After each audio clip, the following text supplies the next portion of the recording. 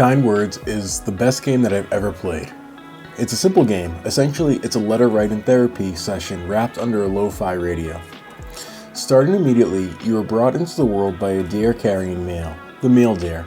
It's his first day on the job, so he's a little nervous, but he gives you a rundown of what to expect. Essentially, as much as I hate to make comparisons, it's the Animal Crossing opening. It brings you into a different world where you can leave behind the expectations of the real world. It's a beautiful and much needed first-time experience to better immerse you. The Mail Dare explains 3 points. You can write letters explaining your worries, troubles, or just thoughts. You can reply to letters people wrote, or you can just write kind words that will go to a pool of other kind words people wrote. This allows the use of an actual live wallpaper where the messages cycle to tunes you've unlocked, and you can decorate your room with stickers which become actual parts of your room. You unlock these stickers to send other people or to use in live wallpaper, but you can only get them from getting thanks from replying to letters. You can also use them to decorate your room. Now, that's essentially the whole game. Broken down like this, it's kind of boring, but that's essentially anything really. You can describe the most awe-inspiring beach in the world, but words will never do it justice. So let's dive into a few examples and talk about the philosophy and psychology behind why I think this is the best game I've ever played. Now, when you sit down at your desk, you can view requests from other people, and these requests are just letters. And the first letter here that I have is from someone with the initial M. And they say, for reasons I needed to move to a place where they don't speak the same language as me. It's been a few years and I'm still not fluent. I can't work because of illness, so I couldn't learn from there. I try to study by myself, but it's hard and I can't afford private lessons. And in the reply, it's really going to be a personal thing that you write with experiences based on stuff that you experienced through your own lived experience. When we get deeper into phenomenology, they're going to be calling this the home world. So your home world are all those experiences you have and what you perceive on a day-to-day basis that you can then project to strangers, in this case, M, who is going to be called later on an alien world. Now, what I wrote to M is just a simple little letter. It says, that's a tough spot. The best way to get immersed in a language if you can't leave your house is the same way children in the country do. Looking at children's shows or even some cartoons from America dubbed in that language. I watched Adventure Time when I was trying to learn a different language for a bit, and it worked wonders. And afterwards, you can go ahead and add a little sticker. I gave him a little frog. You can go ahead and send that on its little merry way. And then they can go ahead and use that frog to decorate their room or to give stickers to other people when they write letters, or when they get a letter back to them, they can go ahead and then send that sticker as a thank you, which I just think is wonderful. And sometimes you don't even have anything major to say. You just have a simple little hang in there, and it's really all you can do for some people. It's not going to be a scenario that you can reply to, and you don't even need to reply to every scenario, but oftentimes just someone knowing that someone there has read what they said and they're offering a bit of comfort is wonderful.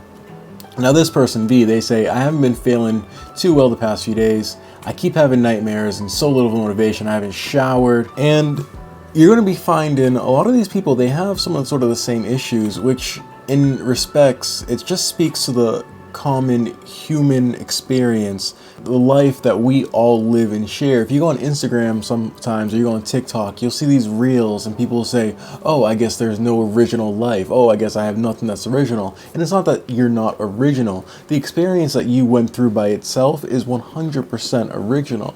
But we have these overarching themes, these crosses to carry that is relatable to everyone.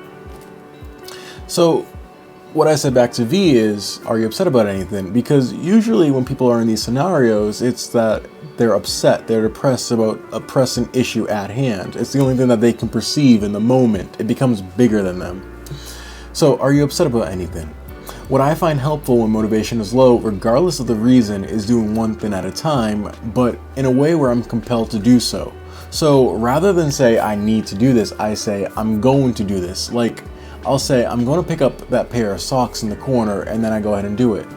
When things get hard, just take it one step at a time, and then eventually everything will fall back into place. Now for a sidetrack, what is a game? In the colloquial sense, when we say game, we're referring to a video game, usually. Therein, any game that is virtual, but people often don't consider games like Candy Crush video games. So, is Kind Words a video game? Well, what is a video game? Does Kind Words count as a video game? From the gameplay that I've shown so far, does it seem like one? It's no Europa or Doom, A Hat in Time, or RuneScape, I mean Brighter Shores. So, what makes a video game? Well, we can use a Wikipedia definition which says plainly, a video game or computer game is an electronic game that involves interaction with the user interface or input device to generate visual feedback from a device display, yada yada. Essentially, Kind Words is a video game. It is electronic, it utilizes both a UI and input device, it has audio-visual qualities, it has lo-fi in the subtitle after all, and it kind of has an in-game chat. But that's not really a satisfactory answer, is it? Some part of our lizard brain intuitively understands that something at Kind Words' core is lacking to be called a video game. This is bare bones. Perhaps it's just a fault of the way video games operate, like everything is technically a book, but you have subdivisions. Novellas, novels, pamphlets, brochures, visual novels. Visual novels? Are visual novels games? Kind Words is a sort of visual novel, after all. To start investigating this, we need to dive into a newer field, the study of video games. There are two main fields, the ludologist and the narratologist. The ludologists firstly believe that games are play, not an interactive story, due to the player being an active participant. The narratologists believe that games should be looked at for their narrative like one would examine a movie. Games are essentially cyber dramas that people can analyze and use to better understand the world around them.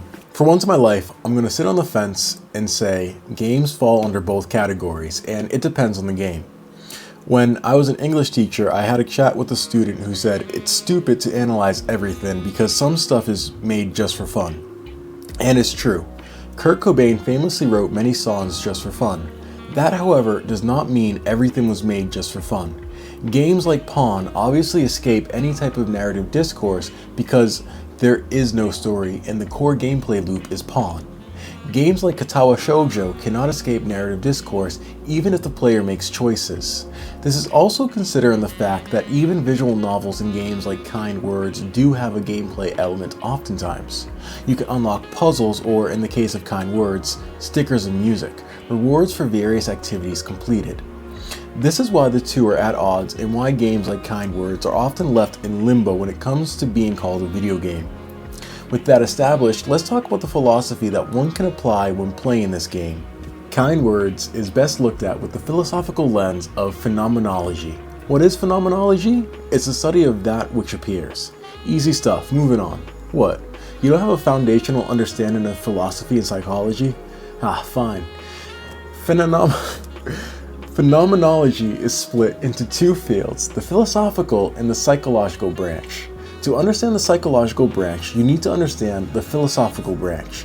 The philosophical branch, the original, was started by Edmund Husserl, where he sought to study how the world was subjectively experienced. Essentially, phenomenology started as a finger to the people who believed, much like you will still see abundantly today, that the physical is the only thing that matters, and that the objective reality we see on a day-to-day basis with this physical space must be the only reality. Yet Husserl and co. felt that that was untrue, that it is subjective. The reality we experience can be unique to persons, while some common sense ideals and realities do exist. This can best be seen in the idea of a life world, Lebenswelt, if you want to be fancy. This life world is the world that one experiences and is conscious of. Best understood with the knowledge of intentionality, sorry to keep Russian dolling you, but there are a few parts of phenomenology. This is the idea that a person is always conscious of something so long as they're alive. This can be external, looking at the tree in the wind, or internal, thinking of an apple, if you're one of the few who can do that. These are then referred to as intuited. It is filled if it is in front of you, empty filled if it is imagined, both in which cases are still going to be intuited. Why split the split? I have no idea, honestly. Now, intentionality originated with the scholastics, a group of guys who were part of the Western Church before and after the East-West split. Now, I'm going to go on an aside and say that I've noticed most philosophy that deviates from the church deviates from scholasticism, and phenomenology is of no exception. This is in contrast to what you see in the Eastern churches, where if you try to look into Eastern Orthodoxy, a lot of it is just yes to questions of divinity and consciousness, free will, stuff like that. They never felt a need to dive as deep as the Western Church, and I just think that that is incredible. Now, I'm not saying that they never felt the need as in they didn't think about it, but they never felt the need to go all obsessive compulsive like the Western churches. This is changing now with them becoming more active online and essentially being forced to answer these questions like the Catholics during the Counter-Reformation. I don't even remember where I heard this quote from anymore. I think it was in the Tao of Pooh, but it was some Asian philosopher saying like, there are two schools of thought. Essentially, those who do and those who write about thinking about doing. This actually pairs nice with the ancient Greek thought of having two brains, the physical and the literate. So at some point, the point got lost and the brains got split. So now we're in an endless spiral circling the drain of defining definitions and experiences rather than experiencing. But it's pretty ironic I say that as I write about talking about doing. Phew. Beyond that, you have the nous, the mind, real content, thus called noesis, and the ideal, the noema. Intentional acts of consciousness. The ideal is anything that is perceived. Noesis is the act of giving a sense to an object. A sense is love or hate, thinking, seeing, etc. Noesis is real because it actually occurs. So noesis and noema are always linked. Noema is a controversial topic, but most simply, since noesis is already defined and established, we have an object we are conscious of and have prescribed a sense to it, then we need to think about where the concept of those ideas come from. So if something is loved, it has the general meaning and the deeper meaning, an abstract or ideal meaning, separate from what the subject is perceiving and understanding. This becomes a nomadic core, which is the object at the bottom of the sense, the bottom of loving, for example. There's controversy as to whether or not this object truly exists or not, but that's neither here nor there. Even simpler, imagine your mind like a flashlight shining on different things. When your mind shines on something like thinking about a woman as beautiful as the statues from ancient Rome whom you love dearly, that's called noesis.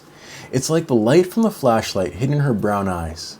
Now imagine there's something special about her, like how much you love her or what she means to you. That feeling is called noema. It's like the idea of her that your mind sees when it shines the flashlight on her. So noesis is the light shining and noema is what you see with that light. But sometimes what you see with the light might not be exactly the same as the real woman, and that's where things get a little tricky. I promise we're almost back on track to life worlds. Now, the next two most important things to consider are empathy and intersubjectivity. I'm not going to dive too deep into empathy, we all know what it is. However, Hustler says that for proper empathy to occur, one must focus on the subjectivity of the person they want to empathize with. Beyond that, one must engage with what is called apperception. Apperception is thinking about thinking, metacognition essentially. Can you take information you witness and digest and use it to build upon and create a stronger foundation?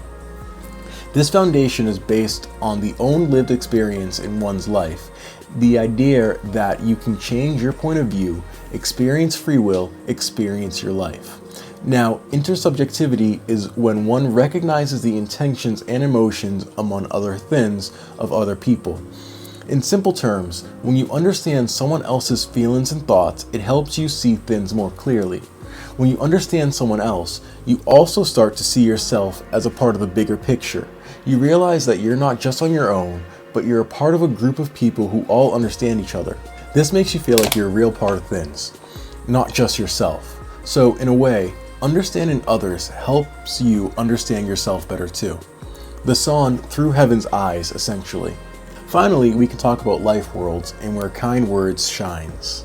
Shakespeare once said, "All the world's a stage, and all the men and women merely players. They have their exits and their entrances, and one man and his time plays many parts. The life world is the encapsulation of this. The stage is always present, to everyone waiting for us to interact with it even if it is not immediately present. The stage is waiting for us to utilize our free will to take that chip out of the bag and eat it. Because of free will, everyone has unique experiences though. Regardless, we all still share this life world together. This means that we can understand each other's experiences and share meanings even if we have our own individual perspectives. Thus, inside of this life world is a home world, the world that is instantly perceived by a person. These home worlds, what we see and perceive and therefore understand, can be connected and communicated across more clearly to home comrades, so families and close friends. A stranger's home world would be something called the alien world. This is like the stuff that's different or unfamiliar to us, so alien.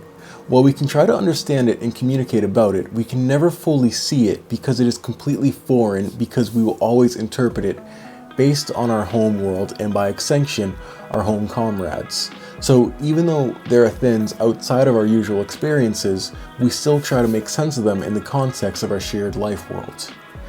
Kind words allows people who are not home comrades to enter someone's home worlds temporarily and show that even if they are aliens separated by a digital boundary, they are not alone.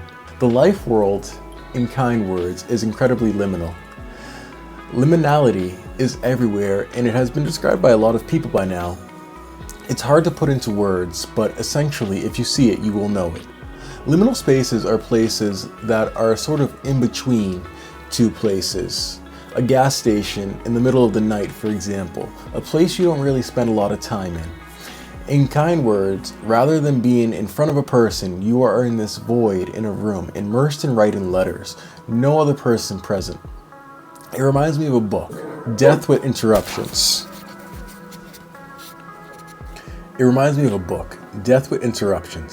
Where Death was in this room full of drawers with her desk and her scythe with a door that can go anywhere, but she never had a need to leave. Death's job was basically organizing mail for eternity. There's more to it. It's a wonderful book about love actually, and you should read it. In this case, rather than spreading death though, the player is spreading love.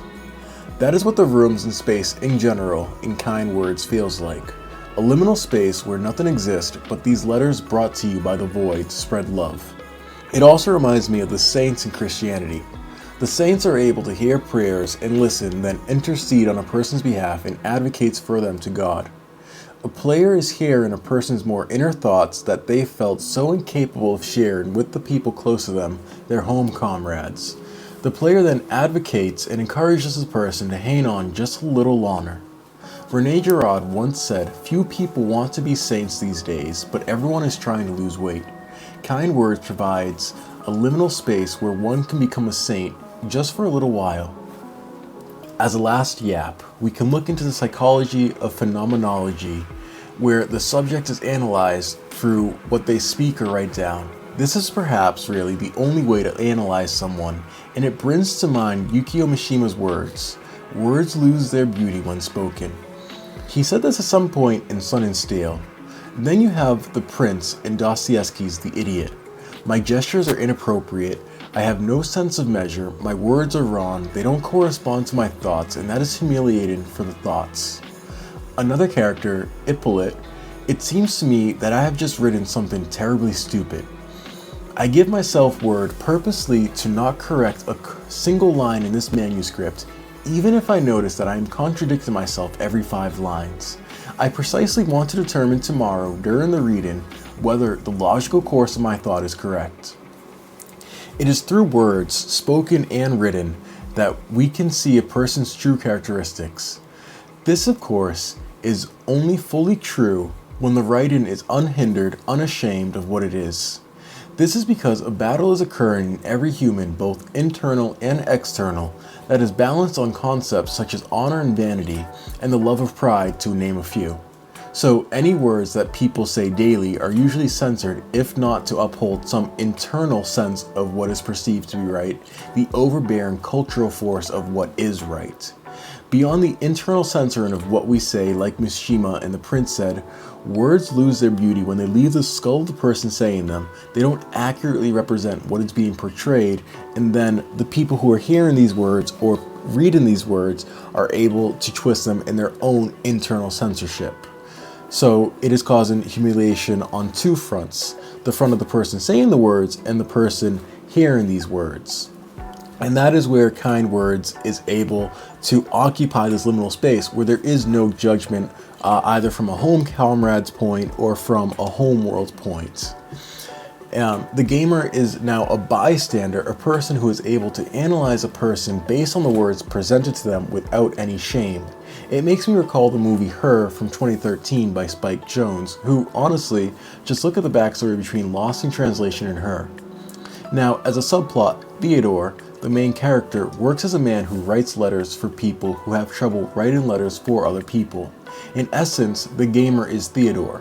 If not writing letters for himself, as if he is talking to Samantha, his AI, he's writing letters to people, say the grandmother to the grandchild. The gamer is able to take a letter removed from context and provide a response in a human way, taking charge to potentially give advice as if they were someone this person has known all along. This does raise a point though. Is strangers giving advice online the best idea? Well, as a personal opinion, no. This is even as someone who has worked with children for many years, giving advice both as a teacher and as a residential counselor, being even commended by the residential director for having a kind and gentle, understanding soul. You must forgive the slight humble brag, of course, it's necessary exposition. That doesn't stop people from doing it though. And that's not a bad thing. Sometimes outsiders can be incredibly helpful. Many people have shot themselves in the foot because of strangers, but oftentimes that's just because of a lack of common sense on the person shooting themselves, right? By analyzing the person who wrote the letter, gamers with their alien worlds can provide valuable insight to a person, allowing them to become a lot more introspective. Kind Words is amazing because it truly does show you that love is alive in the world, and I don't mean that in the sense that strangers will say, "I'm here for you," but in the sense that you are able to see the genuine consideration in some of the letters people send back to you.